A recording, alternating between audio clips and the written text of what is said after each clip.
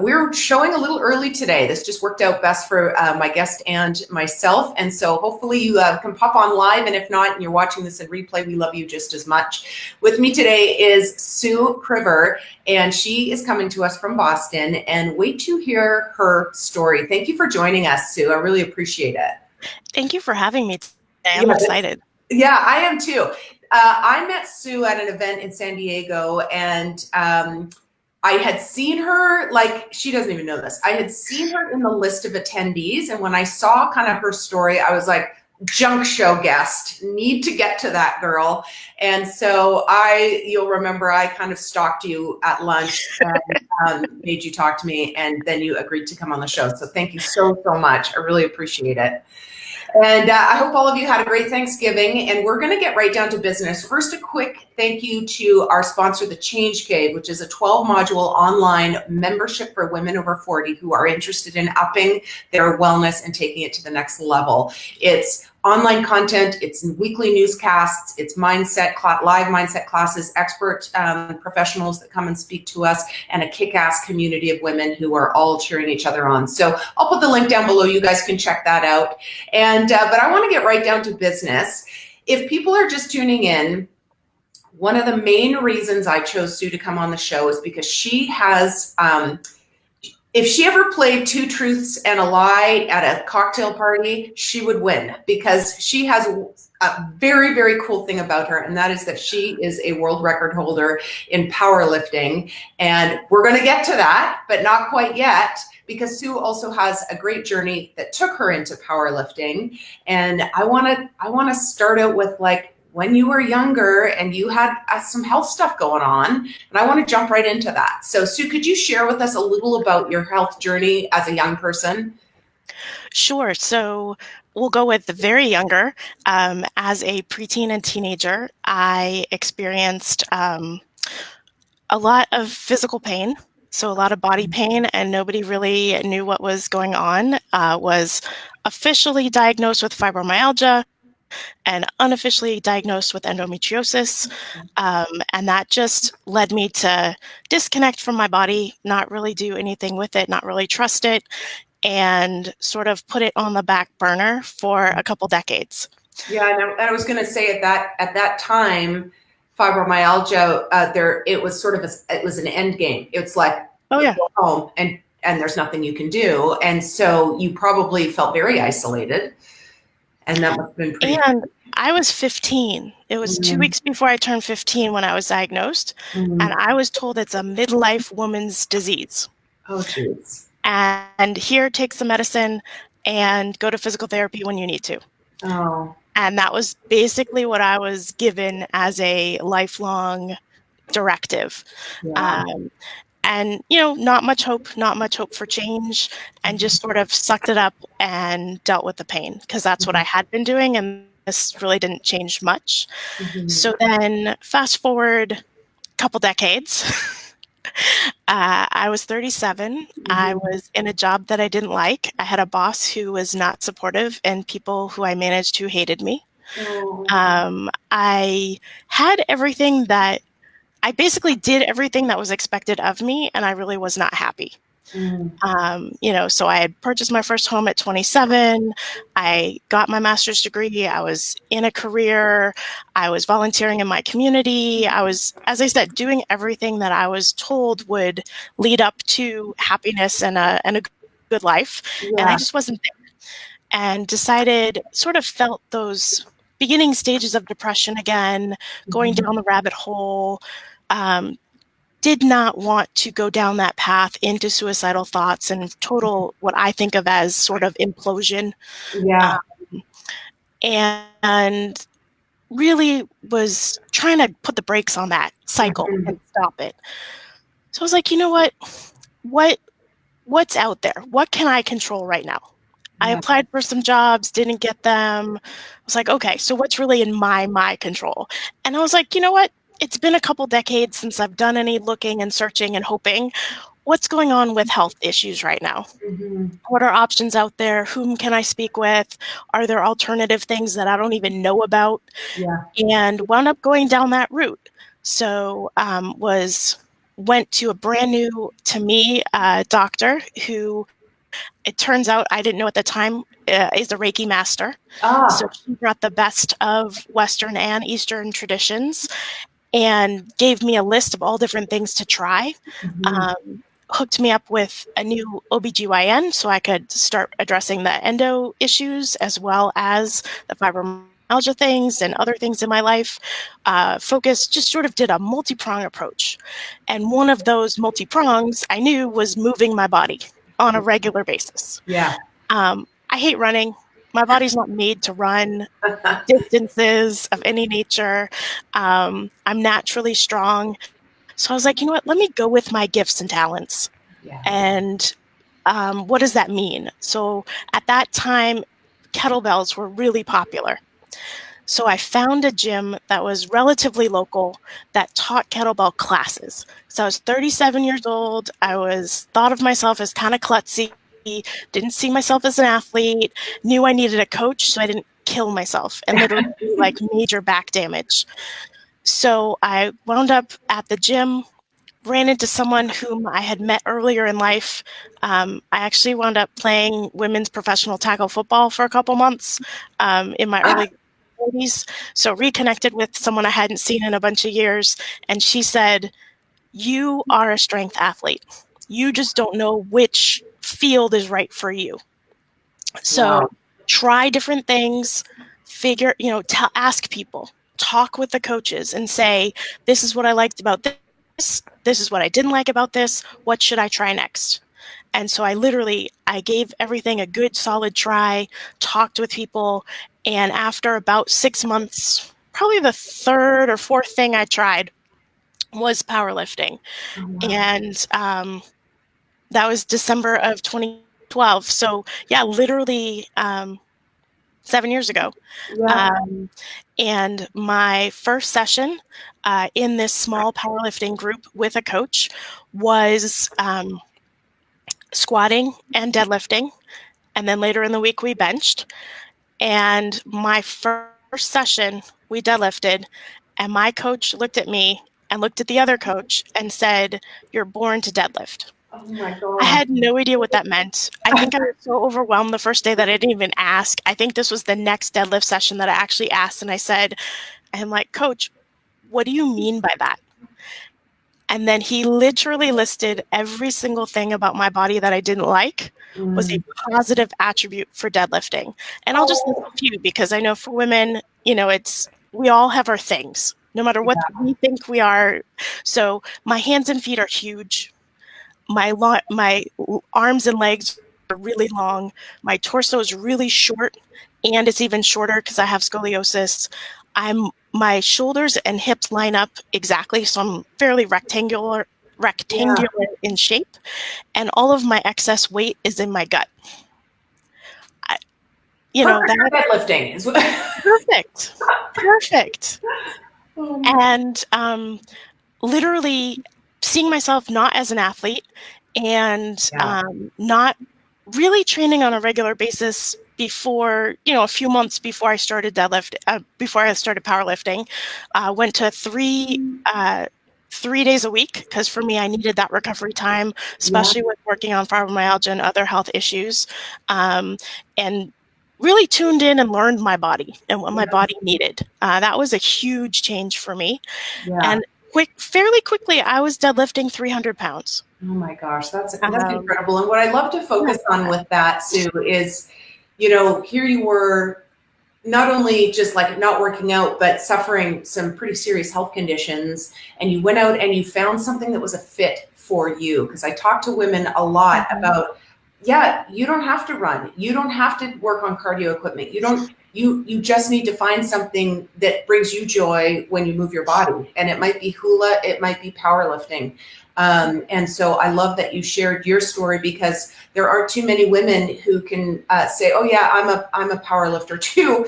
And I love that now somebody out there can go, "Oh, I didn't even know that was a thing." Like, and I'm super strong too. And so how cool is that someone can go, "Yeah, I'd like to check that out too." So thank you for sharing. That's incredible. So tell me about how you got to the point where you're a world record holder. just kept at it.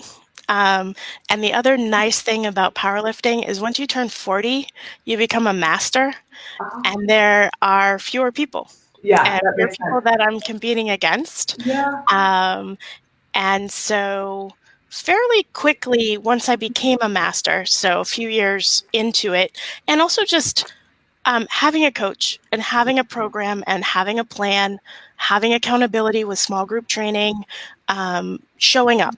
Yeah. So So good. anybody who has any kind of chronic illness knows that stress, sleep, or lack thereof, eating, not eating well, all impacts how you feel, how much energy you have, what's going on. And I would just be honest with my coach and just say, I don't know what I can do today, Yeah. but I would show up. Yeah. Obviously, there were days that I was incapacitated and I was like, I'm not showing up at the gym. Yeah. I'll email my coach, I'll explain it, but I'll show up the next time. Yeah. Yeah. Just knowing my limits in my body. But in general, even if I wasn't sure, there Yeah. were some days that I showed up at the gym and my coach is like, just go home. Yeah. But He's like, I you're think not moving. I think the point we're distilling down is it, there's been tons of times where I haven't felt great and I've shown up and I've just done a little bit of something. And like you say, you show up, your brain still associates, okay, Wednesdays at 3, I go to the gym, no matter how I feel or whatever it is.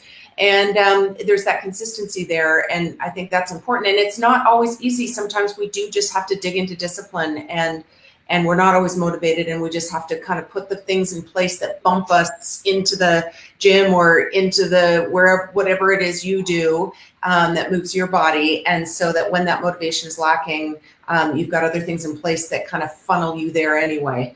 And so I think that's really important. And one thing that I know I haven't shared with you, so this is new to you from what I Yeah. think in my philosophy, is huge for me whenever I feel burnout or disconnected or just I'm like, why the heck am I doing this for Yeah. anything? So really focus on the gym, and now I've expanded this to everything in life. Is I ask myself literally, why am I doing this? Mm-hmm. Why is this important to me? And take that So moment good. to pause, to take that deep breath and say, and it could be something small. Yeah. It doesn't have to be grandiose and big and I'm going to change the world. And, Yeah. if I squat today, then that means like, I'm going to help somebody somewhere else in the world. Like, it doesn't Yeah. work that way. Yeah. But why am I squatting? And Yeah. then because I know my why, I Mm-hmm. can figure out what the actual goal is for today.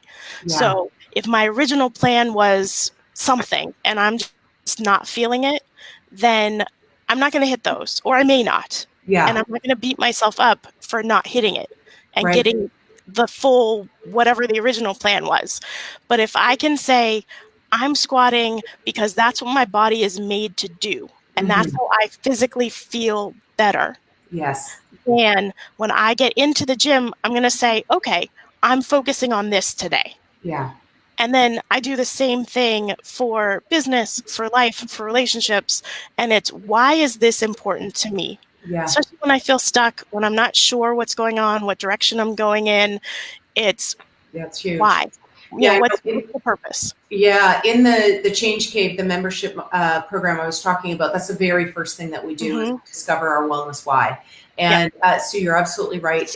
It helps us in those moments when I don't feel like getting out of bed at 5 or whatever. There's a deep centered why. I mean, that's why Olympic athletes are Olympic athletes, is because they have Mm-hmm. a very deep grounded why of what they want, why they want to do it, and that's how they, knock out all the training.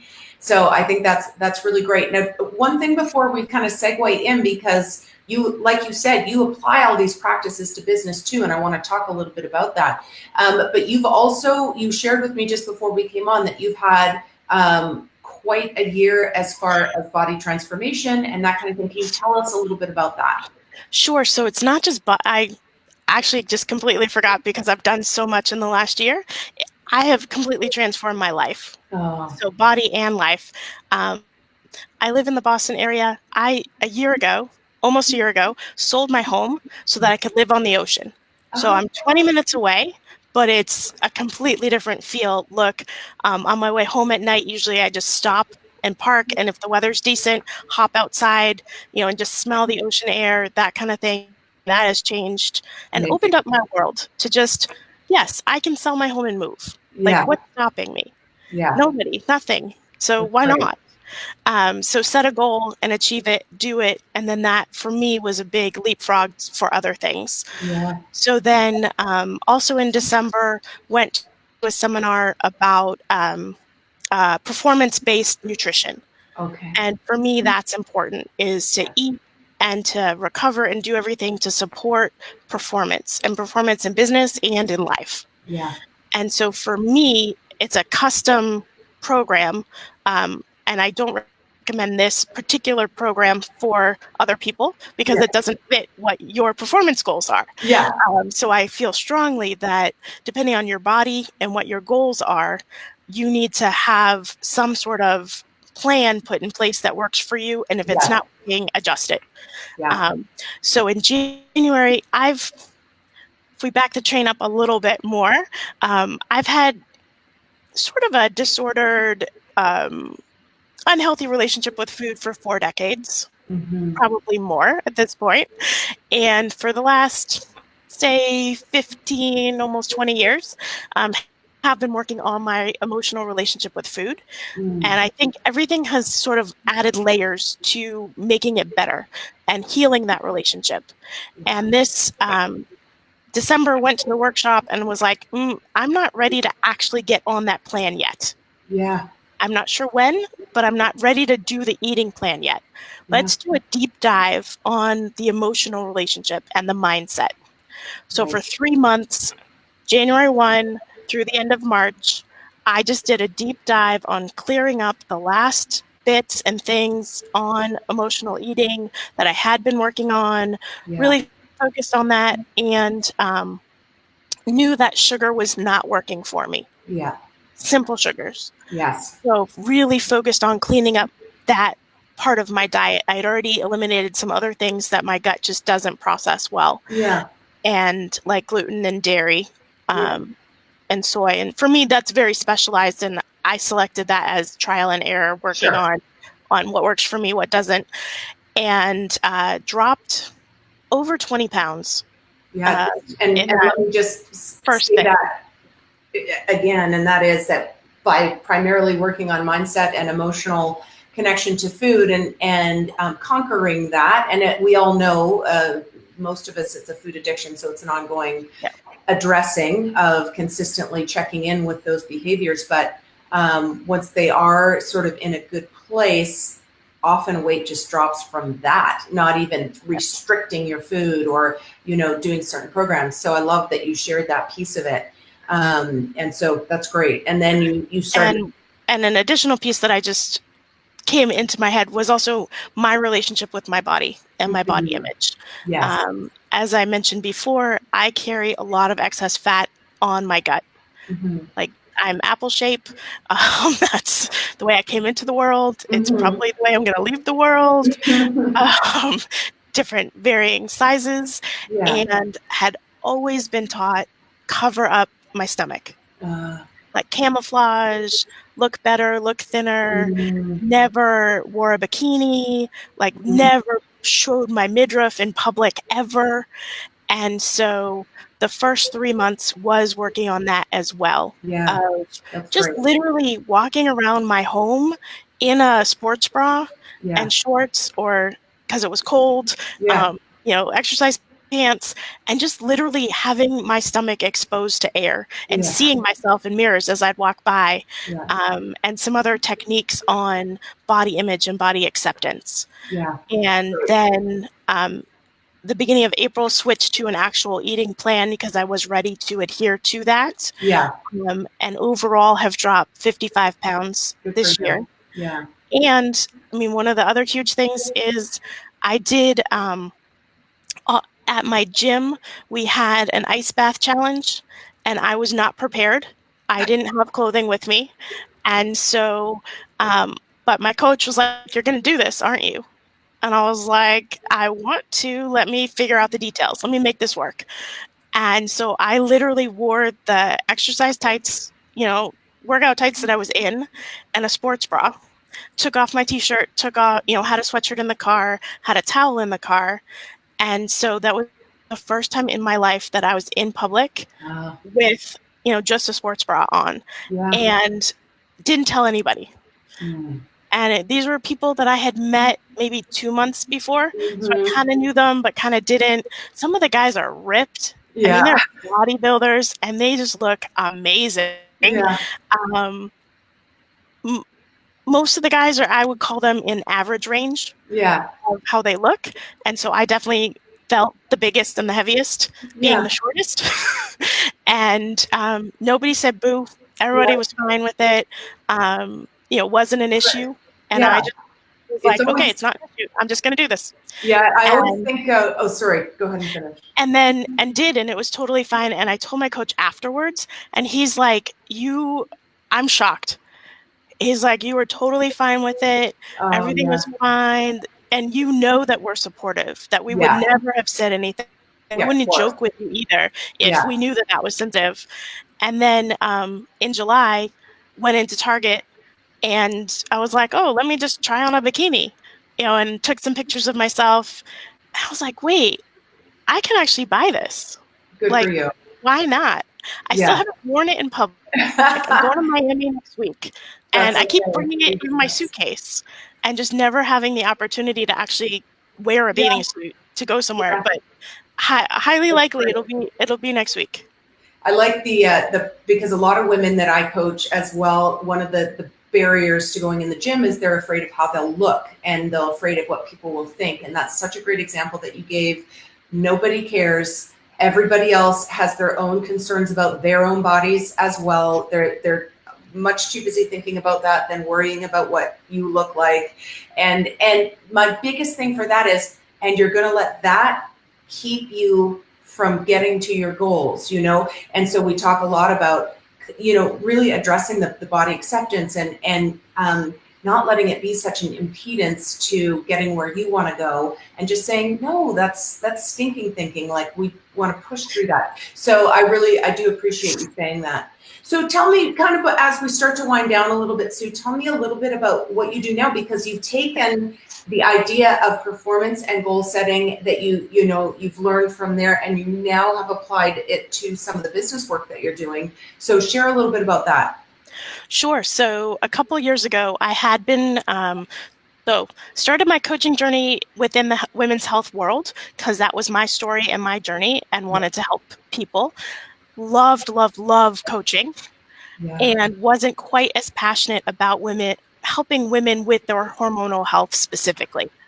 And so changed that up and wound up working with athletes on performance.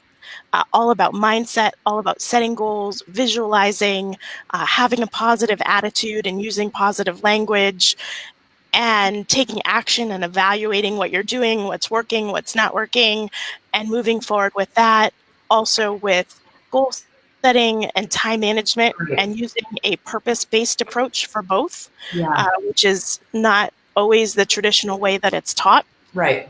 And 2 summers ago, so almost 2.5 years ago, met someone, and she's like, so where are you using these amazing tools and techniques in the rest of your life? And my jaw just dropped.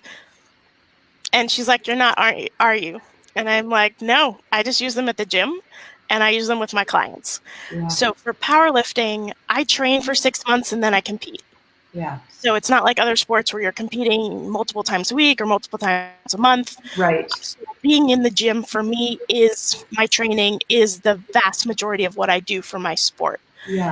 And so it's routine, it's habit, it's how to build things.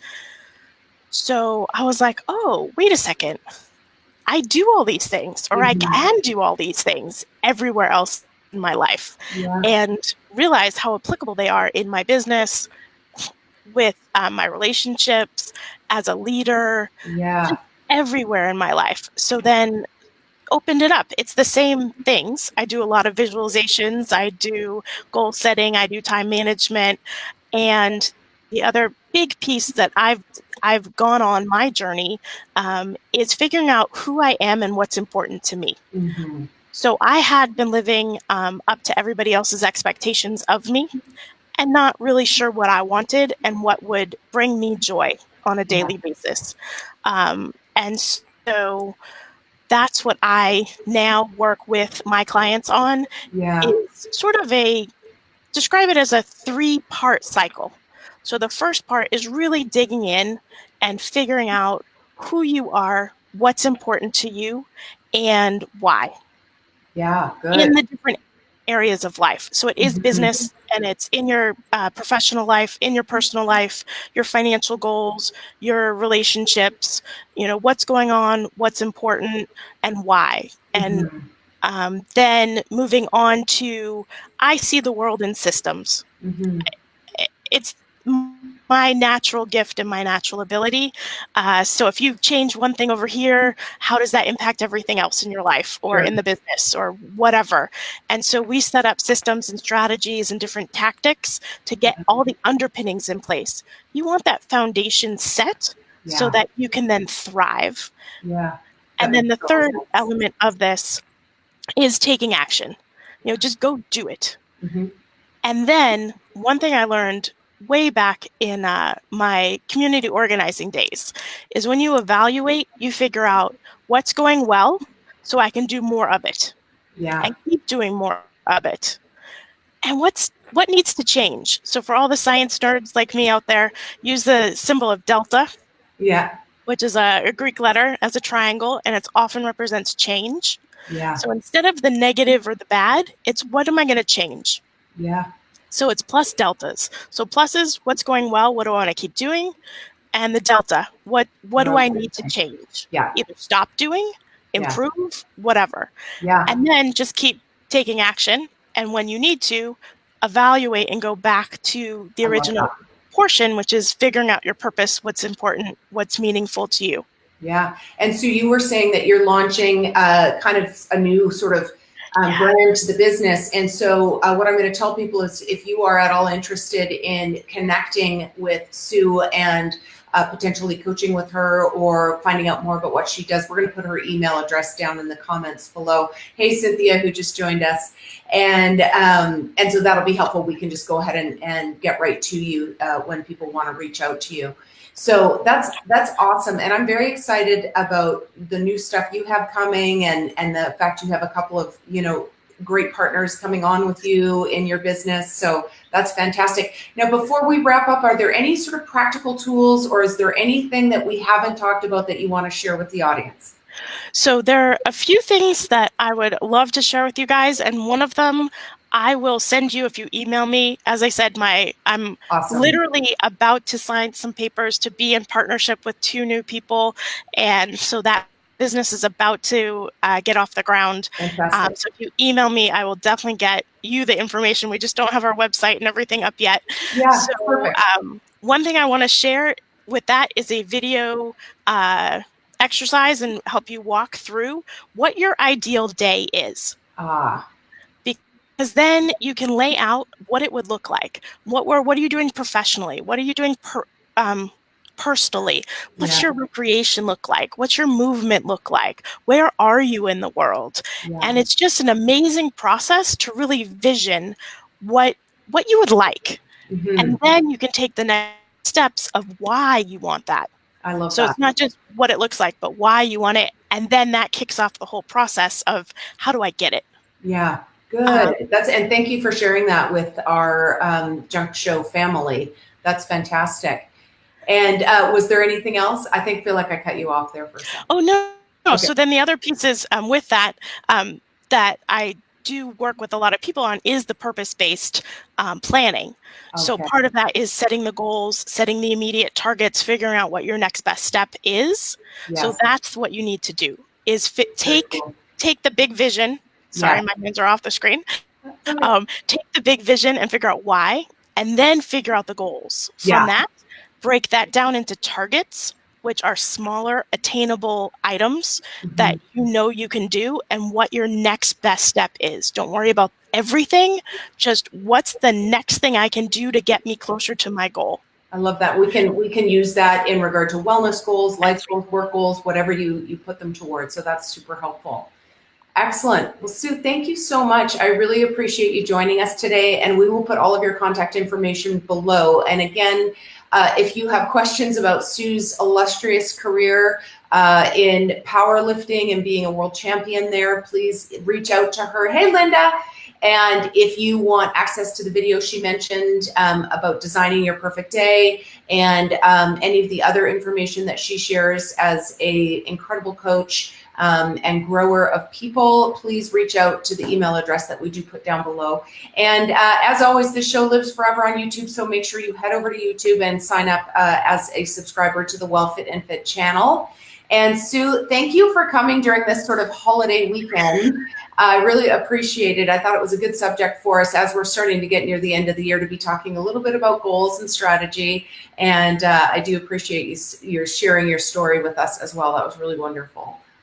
You're welcome. And thank you so much for having me. As you said, this is the perfect time to get everything set up so that you start the next year in an action base. So take the time to prepare and plan and think and strategize to then hit the ground running in January. Yeah, absolutely. Amen to that. All right, everybody. Well, have a great Friday. Enjoy your weekend. We'll see you again next week at noon PST on the Junk You Should Know show. Thanks again, Sue. Stay on for a moment after we close out the show so I can just thank you properly, okay? Goodbye, everybody. Bye.